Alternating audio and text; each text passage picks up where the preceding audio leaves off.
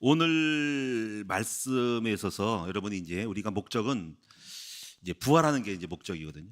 여러분 부활을 대해서 아셔야 되는 게 뭐냐면 교회 다니면서 이제 부활에 대한 거를 잘 알려주지 않아가지고 막연하게 뭐 죽은 다음에 부활하는 것만 생각해가지고 좀 섭섭하더라고.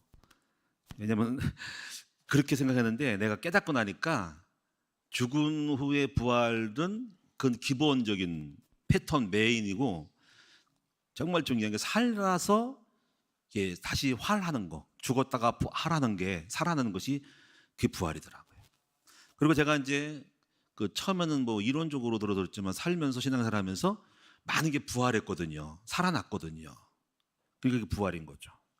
그래서 이 부활이 뭐냐면은 뭐 여러 가지 자식이 속을 썩이는데 그 아이가 깨어나서 훌륭한 아이로 바뀌는 거. 그게 부활이거든요. 집 나갔던 자식이 돌아와서 빵긋 웃으면서 아빠하고 엄마하고 이렇게 집안에 있는 거. 그게 부활이거든요. 가정이 깨졌던 가정이 다시 살아나는 게 부활이거든요. 부활이 이제 많아요. 아기 못 낳는 사람이 애 낳는 것도 부활이죠. 애는 못 낳아가지고 멸시천대 받았는데 몸이 아파서 정말 정말 시달리고 힘들었는데 하나님의 은혜로 살려서 건강해지는 것이 바로 부활이거든요. 부활 너무 좋죠, 그렇죠? 돈 벌고 오던 사람이 돈을 많이 버는 것도 부활인 거죠. 정말 행복이 없고 어둠에 빠른 사람이 항상 밝고 기쁨으로 살아가는 것이 부활입니다. 오늘 저는 여러분이 이렇게 이 부활을 축복을 누리셨으면 좋겠습니다. 그래서 기독교는 부활의 종교예요. 불교는 소극적인 종교예요. 욕심이 많아서 죄를 지니까 뭐 피해 다니는 거거든요. 간신히 관리하다가 그냥 뭐 고통이 오면 업보라 그러고 다음 생에 잘 살아 그거거든요. 그리고 욕망을 벗어나가 산속에 들어가서 무소유로 가는 건데 기독교는 적극적인 종교로 삶을 부활시키는 아주 파워풀한 그런 것이 바로 복음이 바로 기독교입니다. 너무 감사하죠. 그런데 여기서 이제 우리가 이 부활은 결국은 부활은 죽었기 때문에 누가 부활시키냐가 중요하죠. 하나님이 부활시키는 거죠. 죽은 사람이 스스로 뭘 일어날 힘이 없잖아요. 하나님이 시키는 거죠. 그리고 여기서 이제 우리가 이 부활을 할 때 이제 부활의 원리를 배우는 게 뭐냐면요. 그 부활할 때는 우리 안에 계신 영이 부활을 시키기 위한 어떤 행동을 해요. 액션을 해요. 그 액션이 어디를 가다, 뭘 하라, 어떤 마음을 먹어라. 하여튼 영의 인도를 받을 때 그때 부활이 일어나는 거죠. 근데 그 영의 인도를 받길 때는 내게 있는 육신이 죽어야 해요.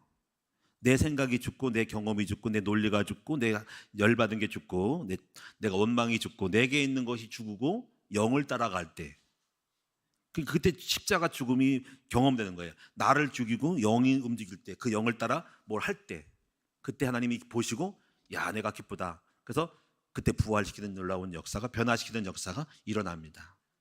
그래서 우리 속에 이제 경험을 하는 거죠. 나를 죽이고 영혼을 따라가는 거. 그러면 여러분 이제 갈라디아서 2장 20절이 떠오르지 않아요? 내가 그리스도와 함께 십자가 못 박아 죽었나니. 그런 적 이제는 내가 사는 것이 아니라 내 안에 계신 그리스도와 함께 사는 거라는 거. 그래서 육신의 생각은 사망이고 영의 생각은 생명이라는 말을 떠오르지 않아요? 여기서 왜 그런 말을 했는지 알아야 됩니다. 그래서 이제 결국은 이제 여러분이 나를 죽이는 어떤 작업이 필요하거든요. 사전 작업이 필요해요. 그리고 내 안에서 영이 역사할 수 있는 강력한 영적인 파워가 영의 내공이 있어야 해요. 그거를 나를 죽이고 영을 계속 강화하고 영적으로 그리스도와 같은 자기를 죽임으로써 영을 따라가는 내적인 말씀의 영이 확충이 되고 확립이 되는 이걸 우리는 복음으로 뿌리내린다는 거거든요. 교회를 다니면서 이 그리스도를 배우고 경험한 사람도 오늘날 그리스도처럼 자기를 죽이는 일이 벌어지거든요. 그리고 그 영으로 따라갈 때 그 영을 따라가는 것이 오늘 사랑할 때 부활이 일어나는 거 뭐냐면 사랑은 두 가지거든요. 하나는 뭐냐면 하나님을 사랑하는 거. 그래서 하나님을 사랑함으로써 그분을 위하여 살아가는 삶으로 내가 고난을 받을 때 그때 부활도 일어납니다. 이때는 똑같은 사랑인데 하나님을 사랑하고 이웃을 사랑하는 것이 율법의 대강령인데 바로 그와 같이 하나님을 사랑하고 하나님을 좋아하고 하나님을 위하여서 내가 그분을 위해 나를 목숨을 버리고 희생할 때 그때 하나님이 그에게 역사하사 부활시키는 일. 이것이 가장 대표적인 사람이 예수님이죠. 예수님은 하나님의 뜻을 이루기 위하여 인류를 구원하기 위하여 그분의 도구로 돼서 자기를 목숨을 버리고 하나님과 동등됨을 취하지 않고 낮은 몸으로 인간에 오셔서 낮은 비하가 되셔서 십자가 죽기까지 복종하셨더니 하나님이 그에게 부활의 능력으로 임하사 모든 이름에 뛰어난 이름을 주시고 하늘 위에 땅 위에 땅 아래는 이름으로 뛰어난 이름을 주사 만유가 주가 되시고 모든 무릎을 예수의 이름에 꿇게 하는 부활의 이름, 바로 예수 이름을 주신 겁니다. 그래서 우리가 부활하려면은 하나님을 사랑하셔라, 죄를 위해서 희생하라, 그래서 고난하라, 받으라. 그때 주님이 부활시키는 일이 벌어지죠. 두 번째 부활은 내가 영혼을 사랑할 때, 이웃을 사랑할 때, 그 이웃을 사랑하고 그 이웃을 섬길 때 그 섬기에서 나 자신의 어떤 죽임, 나에 대한 포기, 나에 대한 억울함, 모욕을 당함 할 때도 주님이 또 부활을 시켜주시는 거죠. 제가 오늘 여러분 답을 다 드렸어요. 그래서 끝내야 되는데 좀 여러분 설명이 좀 필요해요. 그래서 오늘 여러분이 이제 요거를 지금 내가 핵심을 잘 잡으셔야 돼요. 오늘 여러분이 무엇을 배우냐면 부활하는 원리를 배우셔야 한다는 거예요. 큰 틀은 나를 죽일 때, 영을 따라갈 때, 나를 죽일 때 내 안에 계신 영이 갇혀 있지 않고 내가 나를 죽일 때 영이 내 안에 이미 와 계시거든요. 구원받을 때 그 영이 꿈틀거려서 그 영이 움직여서 나를 알아. 그래서 그 영을 따라 행할 때 주님 보시고 역사하사 내 삶에 많은 것들이 회복돼. 도무지 내 힘으로 할 수 없었던 것들이 주님 역사하사 기적으로 부활시키는 일이 벌어졌는데 이거를 우리는 기적이라 그러고 하나님의 역사는 하나님의 능력이라는 거죠. 이게 부활의 비밀입니다. 자, 오늘 이런 축복들이 여러분에게 경험되어지고 배워지기를 바랍니다. 그럼 오늘 여러분이 이제 먼저 이에서 아실 것은 뭐냐면은 첫 번째 테마가 뭐냐면 세상의 모든 문제를 보는 눈이 열려지셔야 해요. 우리 이렇게 정리가 되거든요. 세상 모든 문제는 창세기 3장의 아담의 원죄에서 시작되었다라는 것들을 여러분이 확실하게 확정지셔야 됩니다. 이 로마서에 있는 이야기예요.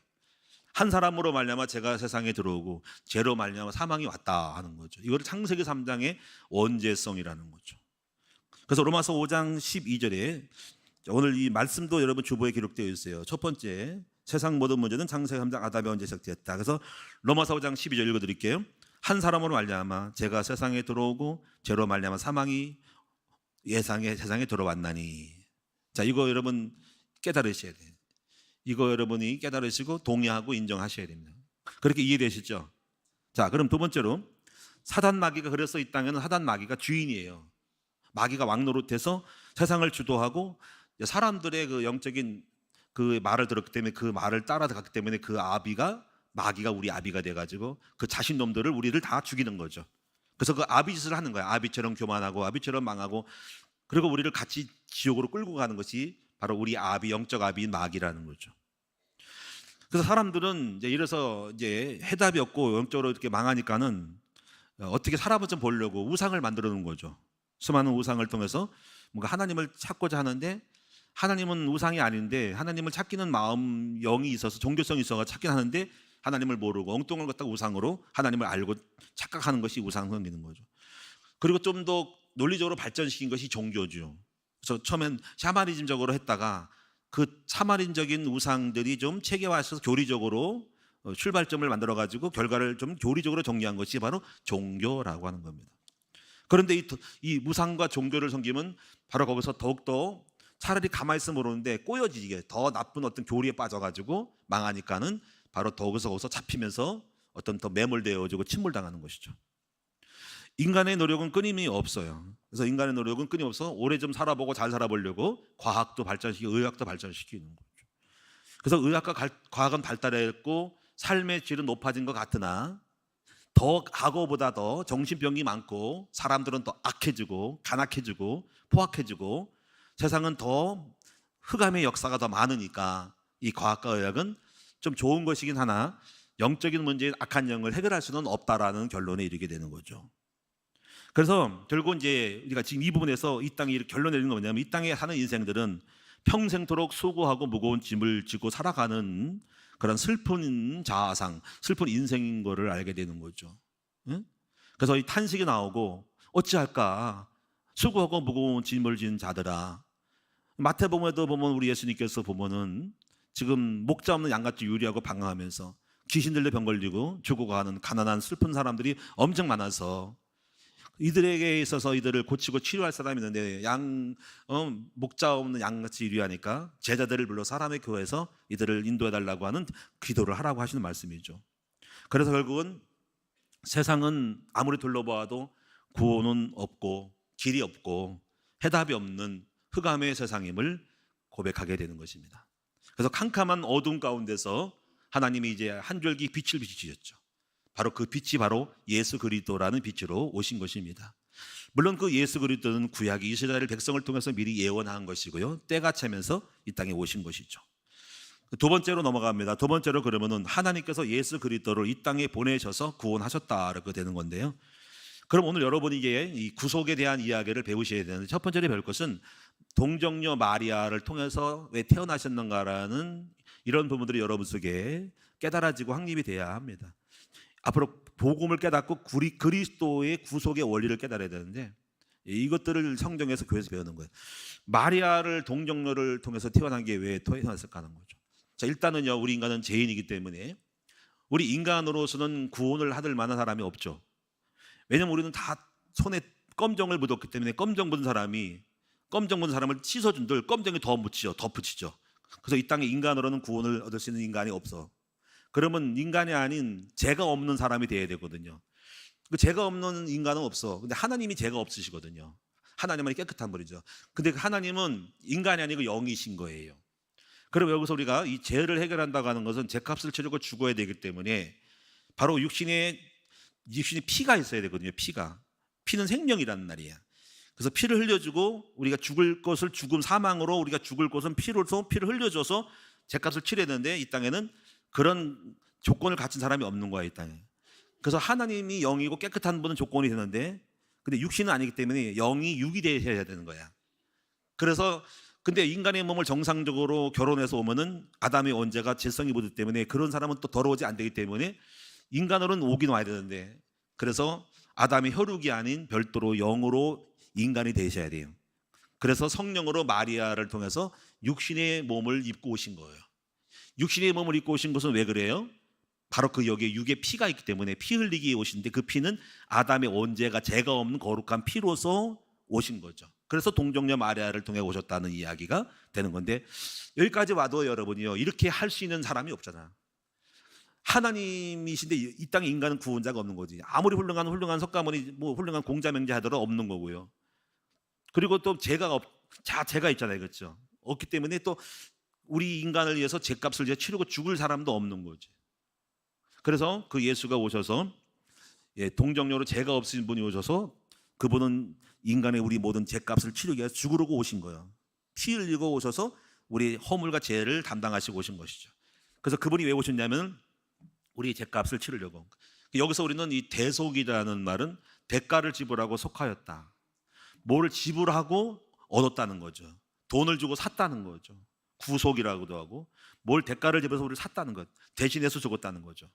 그래서 그분이 우리의 죄 때문에 죽으셔서 우리 죄값을 치르고 죽으심으로 우리 죄는 보상을 받아서 없어져서 우리는 살 길을 열어서 죄와 사망에서 우리는 해방으로 풀려나게 된 거예요. 보석금을 주든지 형벌을 누가 대신 치러서 우리가 형벌 받을 일이 없다는 거죠. 아멘.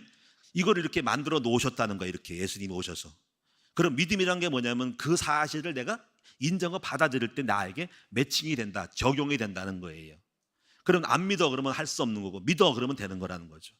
그래서 여러분이 여기서부터 우리가 이제 부활이 시작되는 거예요. 여기서부터 믿으면은 우리가 죄 가운데 영생을 얻는 쪽으로, 여기서부터 부활은 이미 시작된 거고 이미 부활하신 거야.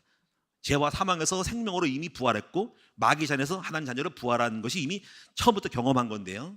이것이 계속 삶으로 연속으로 부활을 경험하는 거예요. 그럼 오늘 여러분이 이제 더 큰 삶의 부활을 위하여 예수님이 이렇게 완성해서 있다는, 여러분이 죽을 몸을 살리는 부활로 영생을 취득하고, 그러면서 나머지 이 땅에서 사는 동안에 계속 부활을 경험하는 삶으로 가야 돼.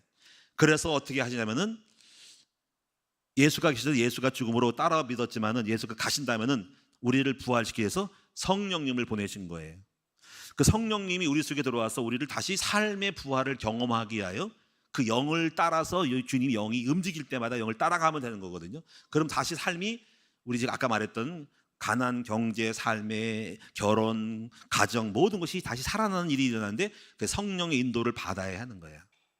근데 그 성령 인도를 받기 위해서는요, 성령 인도 받을 수 있는 생각과 마음이 뿌리가 내려야 되고 나를 죽여야 하는 명제가 생기는 거예요. 나를 죽이고 영을 따라가는 일이 벌어지는데, 근데 그 영의 퍼센테이지가 내 생각이 많은 거야. 영은 1%고 육은 99%가 되는 거야. 그래서 그 부활이 안 일어나고 계속적으로 육으로서 발동하는 일이 일어나는데 계속 복음으로 푸시하고 말씀을 들으면서 영이 자라는 거예요. 육은 꺾어지고 영이 자람으로 한풀 꺾이고 살아고 꺾이고 해서 반대로 영이 많아지고 육이 쪼그라들 때, 그때부터 부활이 삶 속에서 경험되어지는 삶을 살아가는 것이 신앙생활인 거예요. 그래서 여러분 이게 세 번째로 보시면, 이제 여러분 내가 할 일은 뭐냐면 이제 구원의 시간표를 따라가야 하는 거예요. 그 구원의 시간표가 뭐냐면 이 코스가 있는데, 첫 번째는 뭐냐면 세례를 받는 거예요. 세례. 여기서 주보에 나와 있어요. 죄를 회개하고 세례를 받으라는 거죠. 그래서 제일 처음에 교회 다니시면은요, 세례부터 받는 거예요. 세례를 받으면요, 죄와 저주가 이미 끝나고 이미 부활을 경험한 거예요. 여러분이 이미 순간적으로 영생을 얻게 되고 천국 가게 되고 지옥 안 가는 놀라운 경험을 하는 거예요. 그리고 여러분 60년 살다가 죽고 나서는 몸이 또 영이 부활하는 거죠. 그럼 이제 두 번째로 여러분이 이제 두 번째가 깨달을 것은 이제 하나님의 영접한 성, 하나님의 자녀가 되었음을 믿어야 해요. 아까 첫 번째는 죄와 사망에서 해방됐음을 믿으시라. 두 번째가 하나님 자녀가 되었음을 믿어라. 그래서 하나님의 자녀가 되어지는 시간표는 뭐냐면 두 가지를 잘해야 돼요. 아기가 태어나면요, 두 가지만 잘하면 돼요. 엄마 곁에서 젖 많이 먹으면 되는 거예요. 엄마랑 같이 붙어 있으면서 엄마가 아기 따라 젖 주고 유아식 주고 이유식 주고 그 다음에 좀 딱딱한 죽 끓여서 먹이면서 계속 양식을 섭취하는 거예요. 그래서 우리 처음 신앙생활 하는 사람은 예배를 승리하셔야 돼. 주일 예배를 승리해서 설교를 듣고 또 가능하면 빨리 개인적인 성경 공부를 통해서 복음을 많이 깨닫는 거를 가야 해요. 그리고 오늘 여러분이 좀 하시는 거는 조금 말이 트여지면 기도를 배우셔서 하나님 아버지 앞에 하나님 아버지 하고 부르시면서 내 삶에 필요한 것들을 구하시는 여러분 되시면 됩니다. 자, 그런데 이어서 이렇게 하면서 세 번째 단계는요, 이렇게 세우면서 어떻게 하냐면 골로새서 2장 6절에 잘 나와 있는데, 너희가 예수를 주로 받았으니까 그리스도 안에 뿌리를 박으며 그랬어요. 뿌리를 박고 세움을 받으라는 거죠. 여기서 왜 그리스도란 말을 했을까?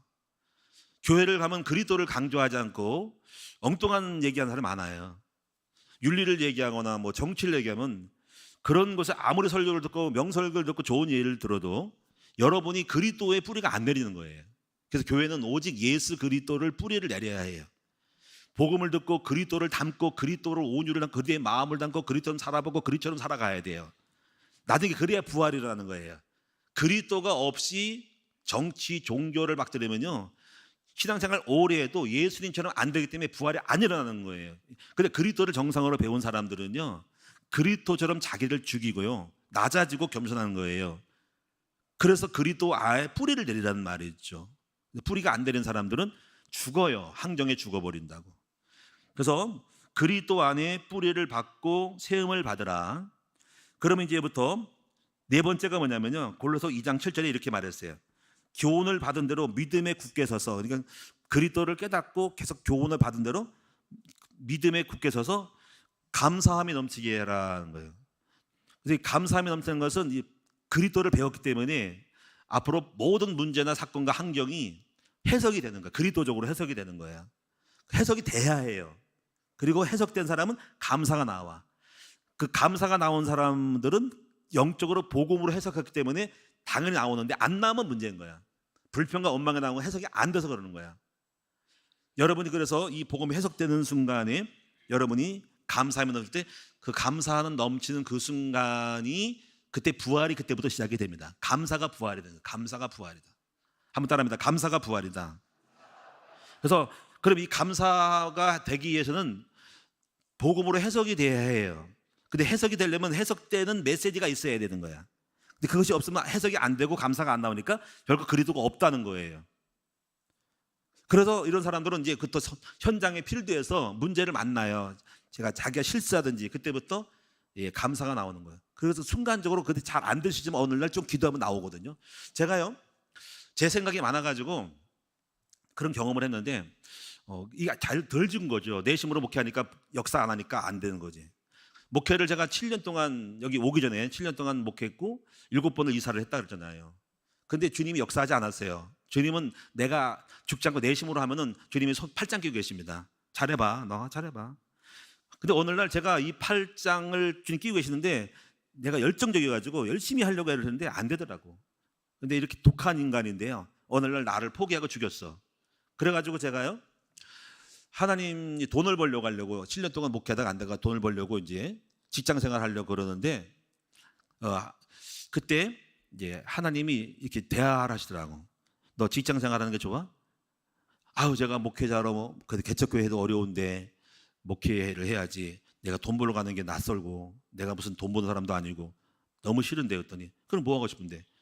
내가요 정말 쉬고 싶고요, 말씀 좀 많이 읽고 싶어요. 그랬더니 마태복음 6장 33절 말씀을 주시는 거예요. 너희는 먼저 그 나라와 그 일을 구하라. 그 말씀이 지금 내가 영으로 온 거야. 그래가지고 너가 지금 네가 하는 일이 지금 책 보고 성경 보고 싶잖아. 그게 너희 먼저 그 나라 그 일이야. 그럼 모든 걸 더해줄게. 자, 여기서 그런 게 어딨어. 따라갈 때는 부활이 안 일어나는데 제가 그 말씀을 따라간 거야. 그래서 1년 동안에 돈도 안 벌고요, 그 말씀을 잡혀가지고 내 생각, 경험과 돈 버는 머리 쓰는 걸 버리고 그걸 따라갔어요. 그 어떻게 보면 바보죠. 그래가지고 1년 동안 있는데요, 하나님이 굶어 죽지 않도록 부자 안 되더라도 쌀 주고 다 줘가지고 1년 동안 있었어요. 참 생각하면 참 이상한 일이야. 그때요, 내가 그때 그 말씀을 따라갔을 때에 하나님이 그 다음에 임하시는데요, 오늘 여기 교회를 오게끔 성령이 직접 임해버렸어. 1년 동안 내가 아무것도 안 하고 그 말씀을 따라갔더니 저를 부활시키는데요, 안 되었던 목회 7년 동안 정말 주구장창 개업했다가 폐업했던 일을 반복했던 제가요, 여기서는 폐업 안 하고 30년 동안 계속 고를 하는 거예요. 여기서 놀라운 일이 벌어진 거예요. 제 경험에는 뭐냐면요, 바로 제와 같이 이제 내가 그 모든 문제와 어려움들을 갖다가 해석을 한 거야. 근데 마귀가 그러는 거야. 야, 마귀가 너 실패했지? 마귀가 웃고 있어. 그래, 너 목회 안 되잖아. 너 같은 거 뭐 하겠어. 그런데 이상한 그걸 통해서 깨닫고 나서 뭐가 냐면요, 마귀는 나를 실패케 한 것이 손해를 봤다고 내가 생각을 했어. 해석을 한 거야. 너 손해봤어. 내가 나를 적당히 잘 되게 해가지고 적당히 밥 먹고 살면은 이런 일을 안 할 텐데, 내가 1년 동안 목회가 안 돼가지고 심으로써 너는 엄청 손해본 거야. 그 해석을 하는 해석. 왜냐면 나는 실패를 통해서 1년 동안 말씀만 봤거든. 더 이상 할 게 없어가지고 어디 나를 꼬러박아가지고 지하철 쳐박아가지고 그 1년 동안 말씀만 봤거든. 그랬더니 그 말씀 받은 것이 나를 살린 거거든요. 그리고 해석하는 거야. 마귀는 나를 공격하고 나를 꼬러박고 죽이려고 했으나 그 어려운 치과의 생활, 고난의 생활 속에서 하나님을 깊이 알게 되고 자기를 배우고 경험을 배우고 검성을 배우게 되고 주의 은혜를 배우면서 오히려 마귀가 손해본, 그래서 감사가 나온 거예요. 참 감사하다 했더니 하나님이 그 오늘 되는 순간에 딱 1년 만에 하나님이 임하셔서 온전히 내가 억지로 참는 게 아니라 해석이 됐을 때 역사하셔서 하나님이 임하셔가지고 이 시야로 오라 해가지고 시야에서 목회하면서 30년 동안 끌고 왔는데 놀라운 일이 벌어진 것입니다.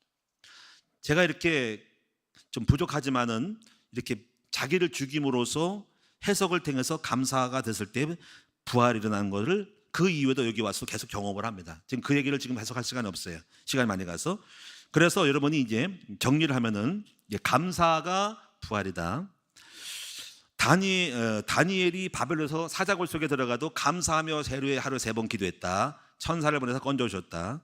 욥이 엄청난 문제를 만나도 감사했더니 다시 부활해서 그의 딸들이 아름다운 세계 최고의 미녀가 되었다.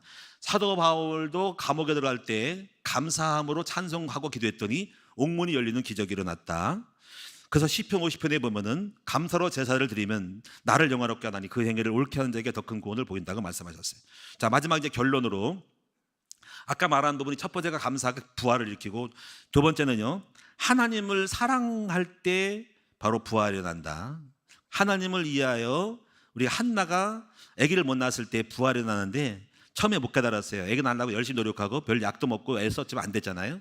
그런데 어느 날 아들을 주시면은 하나님께 드리겠다라고 자기 아들을 포기하고 주께 드리고자 했을 때 하나님은 그 딸에게 한나에게 아기를 주셨습니다.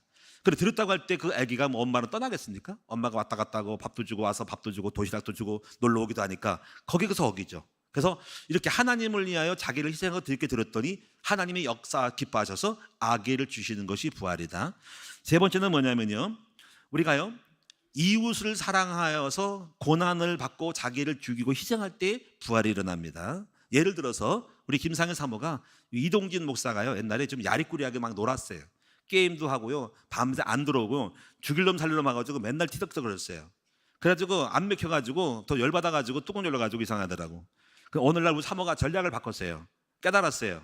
오늘날 그 아들이 게임하고 밤새 돌아왔을 때 이렇게 말했어요. 아드님 오셨어요. 게임하느라고 애쓰셨어요. 제가 콩나물국 끓여드릴게요 했더니 그래서 붕 떠버렸어.